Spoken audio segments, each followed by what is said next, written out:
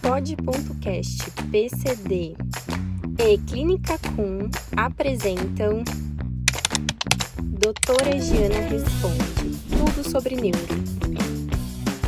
No quadro de hoje, tudo sobre neuro com a doutora Giana. Separamos as perguntas, né, Bru, que recebemos lá no Instagram. Exatamente. Então, se você ainda não fez a sua, quando a gente abrir caixinha, você vai lá fazer, não perde essa oportunidade.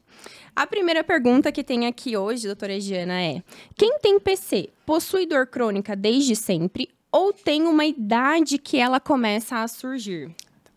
A questão da dor crônica na paralisia cerebral, a gente tem que ver muito com calma, porque é uma doença que a gente sabe que está relacionada ao movimento e não é para o paciente ter uma dor crônica que não esteja controlada. Então, o que a gente tem que observar? Se aquele movimento ele está sendo executado, né? Se tem espasticidade, alguma coisa que impeça o movimento de ser executado.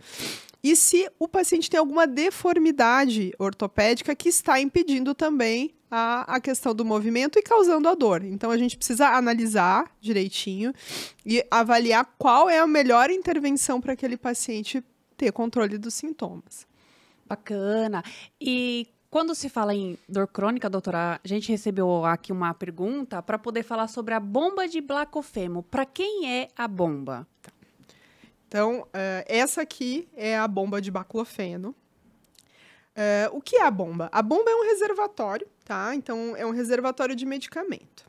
A gente utiliza esse reservatório, principalmente aí a gente está falando de paralisia cerebral, em pacientes que tenham uma espasticidade que impeça a execução do movimento, que a gente precise, ao longo do dia, que exista um relaxamento muscular para ele conseguir executar uma fisioterapia e que ele para conseguir fazer as trocas, os movimentos, tá? Esse dispositivo, ele fica implantado, né? Então, ele fica interno e ele é conectado a um catéter que fica jogando o remédio lá no líquido espinhal, tá? Esse dispositivo, geralmente a gente tem de dois tamanhos, né? Nas crianças, geralmente a gente usa esse dispositivo aqui, é um de 20 ml, mas a gente tem bombas de 40 ml, que geralmente a gente, dependendo do caso, a gente usa nos adultos. E a gente ajusta esse aparelho com esse tablet aqui, né? Então, a gente tem um paciente que tem a bomba, né? Então, eu vou... Não sei, é claro que acho que aqui não vai dar para mostrar, mas fica no abdômen. Mas eu vou botar aqui em cima para vocês enxergarem, né? Mas a gente faz os ajustes, né? E consegue, com o tablet, programar ela para o paciente ter a melhor forma do remédio ficar circulando no organismo. Então, a gente consegue, com a programação individualizada, que o paciente tenha mais ou menos baclofeno ao longo do dia. Doutora, e como é inserido a medicação aí? Fica um catéter para fora? Como é que funciona? Não. A bomba, ela fica toda interna. Então, a gente, quando faz a cirurgia, fica um cortezinho pequeno aqui nas costas e fica um corte aqui no abdômen, que vai ficar o reservatório, fica tudo interno. Quando a gente precisa fazer os refis, ou seja, a troca de medicamento, não sei se vocês conseguem ver aqui, no meio da bomba, a gente tem como se fosse um local de punção que ele é um pouquinho mais... ele é mais palpável, né? Então, a gente consegue perceber embaixo da pele isso. E é como se fosse um botãozinho que a agulha, a gente tem uma agulha especial para fazer isso, ela consegue penetrar sem estragar a bomba e sem vazar o remédio, tá? Então, a gente consegue, vem um kit refil da mesma marca, né? Que a gente consegue esvaziar ela ou tirar o resíduo do remédio, porque o remédio dentro do nosso corpo, ele tem uma validade diferente do que o frasco na farmácia, né? Então, a média de troca de medicamento dependendo dos pacientes, é 3, 4 meses, tem pacientes que é menos, tem pacientes que é um pouquinho mais. E aí a gente faz essas trocas, né? mas para o paciente é como se fosse uma punção única. A gente faz uma anestesia local ali da pele. As crianças não precisam de sedação para fazer isso. É bem tranquilo mesmo para fazer essas recargas, mas a gente precisa fazer, e sim, quem tem esse dispositivo não pode deixar ele esvaziar, né? Porque a bomba eletrônica, ela funciona com líquido. Então, mesmo quando ela vem de fábrica, ela vem cheia.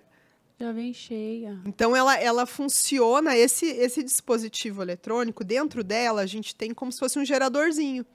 Então, que vai retroalimentando. Então, não precisa botar né, não põe na tomada nada. Então, esse geradorzinho alimenta a bomba, mas ela precisa ter líquido para ela funcionar, né?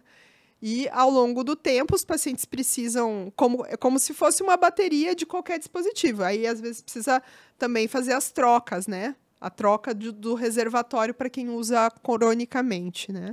Então, ela é indicada para quem tem dor crônica dentro da PC ou também fora da PC? A maior indicação de bomba de baclofeno é a espasticidade. A espasticidade pode dar dor. Ou pode não ser pode ser pior para o movimento, mas geralmente quem tem espasticidade tem dor também, né? A gente tem uma outra indicação da bomba, que aí fora do mundo da paralisia cerebral, aí a gente está falando da dor crônica de outras causas, que, por exemplo, um paciente oncológico que não tem controle de dor com morfina. A gente consegue também, nesse reservatório, implantar morfina, porque aí a gente diminui efeitos colaterais. Mas por que a gente está falando de bomba de reservatório para jogar remédio no líquido espinhal? Porque alguns medicamentos, aí a gente está falando de 2 em específico, tanto o baclofeno como a morfina, a gente consegue uma dose muito menor, a gente está falando de 100 vezes, pelo menos 100 vezes menor do que a gente dá um comprimido, para ter o mesmo efeito sem efeito colateral. Então, a gente consegue ter mais seguro, vamos dizer assim, em termos de efeitos colaterais. A gente tem muito menos, porque a dose é menor. E a gente tem o efeito já na região que a gente quer ter o efeito, né? Então, a gente já melhora a espasticidade, porque a gente já tá ali na circuitaria que faz, né, a questão do movimento, e na dor a mesma coisa. Então, a gente está no receptor correto. Então, é diferente do comprimido, que tem uma via completamente diferente até chegar ao efeito, né? Entendi. E todos os pacientes com PC, eles têm a espasticidade? Então, dentro da paralisia cerebral, basicamente 85% dos pacientes com paralisia cerebral têm espasticidade. A gente tem algumas classificações, mas a grande maioria dos pacientes tem espasticidade, alguns vão ter distonia, outros vão ter hipotonia, então, mas basicamente 85% tem espasticidade. E a dor crônica também, eles têm? Nem todo paciente com espasticidade tem dor crônica, mas provavelmente todo paciente que tem a dor crônica tem algum grau de espasticidade. Nossa, que bacana. Outra pergunta também bem interessante, doutora, é sobre a neuromodulação invasiva. Surgiu muitas perguntas, né, referente a essa grande tecnologia que está por aí, podemos chamar assim, Ju? Verdade, doutora. A gente quer entender, porque tem a não invasiva e a invasiva, né? Qual a diferença, assim, entre elas? Então, a neuromodulação invasiva, o que é o invasivo? É o que é cirúrgico, né? E o não invasivo é o que não é cirúrgico. Basicamente é isso, tá? Então, quais são as grandes terapias de neuromodulação invasivas que a gente tem? A bomba é uma forma de neuromodulação, mas é uma neuromodulação farmacológica, mas que usa tecnologia. E a gente tem outras 2 tecnologias, que é o eletrodo medular ou do gânglio da raiz dorsal, que são tratamentos direcionados para dores neuropáticas, que também usam um gerador que alimenta, e é uma modulação eletrônica contínua ou cíclica. E a gente também tem o DBS, que é o implante do eletrodo cerebral, que a gente usa para alguns distúrbios motores, como o Parkinson, o tremor essencial e a distonia. Ah, tá. Então faz a cirurgia, implanta E aí a pessoa para de ter os tremores, assim? Dentro do tremor essencial, a gente existem basicamente quase umas 3 classes de medicamento que a gente utiliza, mas os pacientes que são refratários ao tratamento medicamentoso, e a gente fala de cerca de quase 50% dos pacientes, a gente tem a gente tem uma região no cérebro, né, que a gente consegue modular e diminuir os tremores. E a gente faz isso com o eletrodo cerebral, que é o marca-passo cerebral. Mas, basicamente, é o mesmo material, vamos dizer assim, que a gente utiliza na doença de Parkinson, mas a gente usa para o tremor essencial. Aí você me perguntou que eu não consegui responder tudo. Da diferença da neuromodulação não invasiva. A neuromodulação não invasiva, ela é uma ferramenta muito boa na reabilitação. Então, associado à fisioterapia, a gente vê vantagens em algumas doenças. Assim, falando da parte motora, a gente vê melhora na marcha, melhora na espasticidade. A gente tem basicamente 2 modalidades de neuromodulação não invasiva. Então, a gente tem o TMS, que a gente geralmente faz no crânio, né? Que é uma bobina eletromagnética, e tem o TDCS, que é essa estimulação transcutânea que você estava comentando que seu filho faz na reabilitação, né? São focos diferentes e são vias neurais diferentes, mas a neuromodulação não invasiva, ela precisa, porque ela não é interna, né? Ela precisa estimular regiões corticais ou espinhais que sejam mais próximas do contato da máquina. Diferente da estimulação não invasiva, que ela, por ser realizada, né, cirurgicamente, a gente consegue chegar em regiões mais profundas. Então, basicamente, são vias neurológicas diferentes de estimulação, porque cada método é bom para uma coisa ou para outra, né? Outra grande vantagem da estimulação não invasiva, que eu não posso deixar de falar, e a sua grande indicação, é na depressão grave, né? Então, a psiquiatria utiliza dentro dos tratamentos. Então, antigamente se falava todo mundo já ouviu falar de eletrochoque, né? Nossa, isso. Que é uma coisa que hoje em dia se faz com sedação, não é uma coisa primitiva, né? Como se foi já um tempo atrás, mas é uma alternativa. Então, a gente consegue, com o TMS, também estimular regiões frontais. Aí depende, são regiões corticais, mas são regiões responsáveis por comportamento, que é diferente da parte motora, que nem a gente faz para espasticidade ou para outras doenças neurológicas. A gente consegue, com a mesma bobina, claro que são programações diferentes de tratamento, melhorar a depressão grave, né, que refratária a medicamento, essas coisas, a psiquiatria usa também. Que seria, igual falam, né, exercício é remédio. Quando a gente pratica exercício, produz corticoide, é isso? O hormônio da felicidade. Serotonina. Serotonina, endorfinas naturais. Isso, e quando faz essa neuromodulação não invasiva, também produz esses hormônios? Então, é um mecanismo um pouco mais complexo, mas basicamente consegue atuar, né, em alguns... o córtex, ele é fantástico, né? Então, a gente consegue modular esses receptores de uma outra maneira, né? Então, eletronicamente, vamos dizer assim, a gente consegue fazer uma troca de informações que faça atuar naquela via que não está funcionando da maneira adequada, mas é meio difícil dizer o que faz ser diferente. É uma resposta bem complexa. E existe alguma contraindicação, doutora, da neuromodulação? A pessoa, tipo, se tiver algum marca-passo, alguma coisa de metal, como é que funciona? Então, depende da neuromodulação, existem algumas contraindicações. Aí eu vou falar do que eu tenho mais experiência. O TMS, que é a estimulação transmagnética, a gente não pode ter dispositivo... São basicamente as mesmas contraindicações a quem vai fazer uma ressonância magnética, vamos dizer assim. Então, por exemplo, eu tenho um projétil de arma de fogo na cabeça, vamos dizer assim. Eu não posso fazer, né?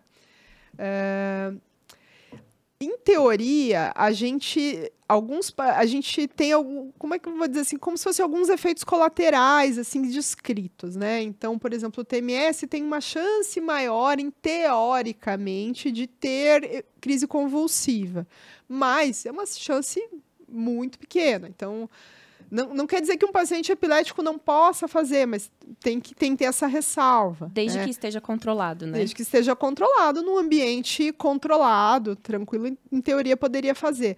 Outra coisa que a gente fala que, em teoria, em gestante, atualmente não faria, né? Porque não tem estudo, né? Mas não vamos dizer que faça mal para o feto e a gente não tem essa comprovação. Então, na gravidez é complexo, porque tudo que a gente não tem estudo relacionado àquela população, aí a gente, em teoria, não pode fazer. Mas, basicamente, são as contraindicações da ressonância que atrapalhariam o método, né? Quem tem válvula? Válvula, em teoria, não é uma contraindicação. Mas o que a gente fala? Por exemplo, quem tem válvula pode fazer ressonância. Mas, se, por exemplo, for uma válvula que seja aquelas que precisa de ajuste, o ideal é, se for fazer uma terapia não invasiva, às vezes é só ajustar ou informar o médico, porque aí, por exemplo, a gente pode programar que o técnico veja, né, o técnico da válvula veja junto com as programações de TMS, por exemplo. E para quem é indicado, doutora, essa neuromodulação invasiva? Assim, quem vai se beneficiar desse tratamento? Da invasiva ou da não invasiva? Das duas. Das duas, Então, eu vou falar do que eu domino mais, né? E a que eu gosto mais de conversar, eu tenho mais experiência, assim. A neuromodulação invasiva, a gente tem protocolos bem definidos de utilização, tá? Então, por exemplo, doença de Parkinson. Paciente com mais de 4 anos de doença, refratária aos tratamentos medicamentosos ou que tenham efeitos colaterais àqueles medicamentos, que esteja em acompanhamento adequado com o seu neurologista e não tenha uma demência, por exemplo, relacionada à doença de Parkinson, é um candidato para controle de quais sintomas? Lentificação do movimento, tremor, mas tem coisas que a neuromodulação invasiva, com o DBS, por exemplo, melhoram e tem coisas que ela não melhora. Por exemplo, marcha é um problema difícil de controlar na doença de Parkinson. Então, o que é bom para a marcha na doença de Parkinson hoje? Talvez associar uma neuromodulação não invasiva? Talvez seja. Manter a fisioterapia? Com certeza. Então, são outras ferramentas que a gente utiliza. No tremor essencial, também ter uma doença confirmada, que seja refratária aos medicamentos e que o paciente tenha prejuízo na qualidade de vida. Eu já tive paciente que não conseguia ir num restaurante comer com talheres, porque ele tremia tanto que ele não conseguia beber um copo de vinho ou, pegar um copo de água em público. Então, é uma coisa incapacitante, não conseguia escrever mais, né? E na distonia, a gente também tem diretrizes específicas para o DBS, que geralmente são distonias primárias, né, de causas genéticas, que a gente tem a indicação, assim, que não sejam controladas com medicamentos, né, com toxina botulínica, que a gente também pode fazer uso dessa terapia. Doutora, mito ou verdade? Eu preciso fazer a não invasiva primeiro para depois fazer a invasiva? Não. São coisas diferentes. Mito, então. Isso, é um mito. Algumas doenças, como é que eu vou dizer assim? Alguns protocolos de pesquisa dentro da dor crônica. Aí a gente está falando de um outro tipo de neuromodulação invasiva que eu nem comentei aqui, mas já que você fez essa pergunta, eu vou comentar. Que é a estimulação do córtex motor. A estimulação do córtex motor nada mais é que, vamos dizer assim, a gente usa um eletrodo maior, então a gente usaria a cirurgia naquela região que faria a estimulação não invasiva no córtex, para dor crônica, para sítios de dor crônica, para dores de localização central, que a gente não poderia fazer a estimulação invasiva medular com eletrodo medular.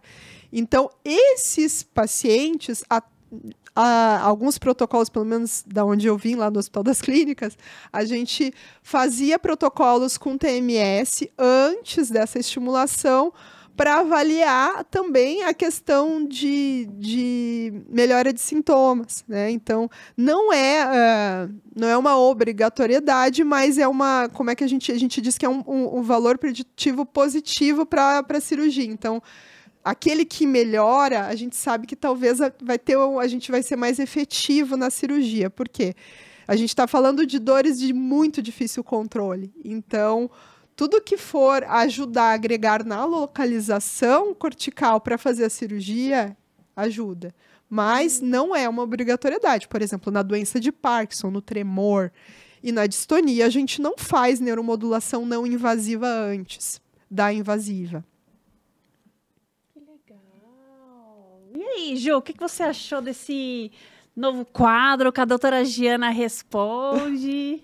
Eu achei bacana, né? Muito bacana, porque a gente recebe várias perguntas, né? A gente trouxe algumas aqui e também foi fazendo as nossas próprias perguntas, né? Que a gente sempre aproveita. Tira as nossas dúvidas, né? Exato. E vale deixar um recadinho para vocês aí em casa. A gente sempre vai deixar para vocês a caixinha de pergunta. Podem mandar bastante, que a gente vai sempre estar trazendo esse quadro, né, Ju? Uma vez por mês, né? Como é que... E aí nós vamos soltando nas redes sociais. A gente vai deixar esse episódio completo para você aqui no YouTube, mas nós vamos soltando nas redes sociais essas pílulazinhas aí para despertar o conhecimento, né, doutora Giana? Isso aí. E pensou em neuro, pensou em doutora Giana, né, pessoal? Vai lá nas redes sociais dela, dá uma curiadinha, né, doutora? Porque tem bastante assunto muito interessante. Ali na rede social é como se fosse uma pré-consulta, né, doutora? Assim, podemos dizer, né? Tem bastante informação, né? Às vezes eu até vou falar bem a verdade, que eu sou mais raiz, eu gosto de escrever no Google, né? Eu tenho o meu blog. Mas a gente sabe que nem todo mundo gosta de ler, né? Eu tento escrever sempre de uma maneira que o paciente entenda. Então, eu tento diminuir o máximo possível os termos médicos para qualquer pessoa poder entender o que eu estou falando. Mas o vídeo acaba sendo mais mastigável, mais simples. Então... tem alguns conteúdos que a gente está falando aqui, tem no Instagram e os pacientes podem buscar ali, sim. Exatamente. E a doutora está com a clínica dela também, né? Nossa. Gostaria que você falasse um pouquinho, doutora, da sua clínica. Então, sonho, né? Sonho de ter a sua própria casa. Então, eu sigo ali no Hospital Albert Einstein, lá em Perdizes, eu tenho lá o meu consultório lá, mas eu tenho o meu espaço agora, que é a Clínica Kuhn, então a gente está montando, né, essa equipe para cuidado de paciente neurológico, seja criança, seja adulto, e um espaço assim mais intimista, saindo um pouco dessa pegada de hospital, mas com toda a acessibilidade e o carinho e a dedicação que a gente já tem no nosso legado. Totalmente acolhedor, né, Ju? A gente teve o prazer de ir lá conhecer, tomar um café com a doutora Giana. E tem um jardim muito bonito no prédio. Também. Então fica o convite aí para vocês ir lá tomar um café bem gostoso com a doutora Giana, que também tem uma secretária maravilhosa também, né? Ana é pra me ajudar, né? Senão eu não consigo sozinha. Então vale super a pena hein, fazer essa visitação para a doutora e se consultar, né? E tirar todas as suas dúvidas que você tem aí, né, não, Ju? É isso. É isso. Então, fiquem ligados para o próximo episódio. Podem deixar aqui nos comentários as suas dúvidas, que nós vamos trazer todo mês a doutora Giana aqui para vocês. É isso aí. Exatamente. Tchau. Tchau.